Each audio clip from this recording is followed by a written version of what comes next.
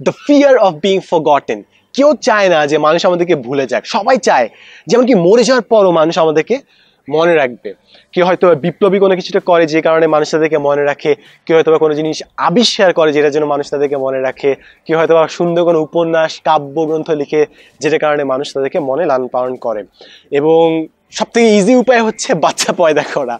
ছেলেদের জন্য খুবই ইজি, কিন্তু মেয়েদের জন্য খুবই কষ্ট। আমি জানি না মারা কিভাবে দিনের পর দিন মাসে পর মাস একটা বাচ্চাকে বড় করেন, এবং যখন বাচ্চাটা বড় হয় তারা বাচ্চাদের মাঝখানে নিজেদের অস্তিত্বকে দেখতে পারেন। তারা মজার পরও দেখেন যে বাচ্চারা তাদের অস্তিত্বকে ক্যারি করবে, তাদের নামটা বয়ে নিয়ে বেড়াবে, তাদের কোনো সাহিত্যকর্ম মানুষের মধ্যে রয়ে যাবে, তাদের কোনো একটা ইনভেনশন আবিষ্কার মানুষের মধ্যে রয়ে যাবে। তো মানুষ এমন কিছু করার চেষ্টা করে, এমনভাবে পৃথিবীটাকে বদলে ফেলার চেষ্টা করে যে কারণে মানুষ তাদেরকে মনে রাখবে।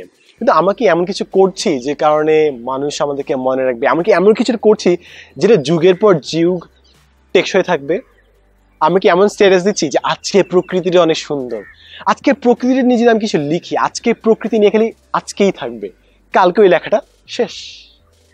আমরা কি এমন জিনিস তৈরি করছি যেটা 5 দিন পর টিকবে না, 10 দিন পর টিকবে না? আমি আমার এক্সাম্পল দিই। আমার লাইফে অনেকগুলো টার্গেট আছে, তার মধ্যে একটা টার্গেট হচ্ছে এমন ভিডিও লাইব্রেরি তৈরি করে দেওয়া যেন যাদের কোনো ভাই নেই, যাদের বড় আপু নেই, যাদের এমন কোনো মানুষ নেই যাদের কাছ থেকে তারা গাইডলাইনটা পাবে, যারা দিক নির্দেশনা নেই, তারা আমার ভিডিওগুলো পেলেও যেন লাইফের ডিরেকশনগুলো পায়। তো এটা আমার একটা টার্গেটের মধ্যে পড়ে। আমি এমন জিনিস নিয়ে ভিডিও বানাচ্ছি যেগুলো 10-20 বছর পরও রেলেভেন্ট থাকবে। যেরকম 1000 বছর আগেও মানুষের মধ্যে ইমোশন কাজ করতো, হিংসা কাজ করতো, রাগ কাজ করতো, ক্ষোভ কাজ করতো, দুঃখ কাজ করতো, সুখ কাজ করতো, এগুলো এখনো কাজ করবে। এবং মানুষ যদি রোবট না হয়ে যায় 100 বছর পরও কাজ করবে।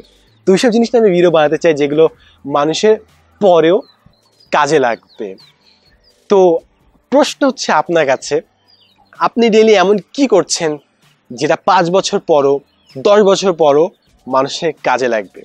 নাকি আপনি যে সমুদ্র সৈকতের বালিতে কিছু লেখার চেষ্টা করছেন যা কিছুক্ষণ পরই সমুদ্রের জল এসে ভাসিয়ে নিয়ে যাবে? Thanks for watching.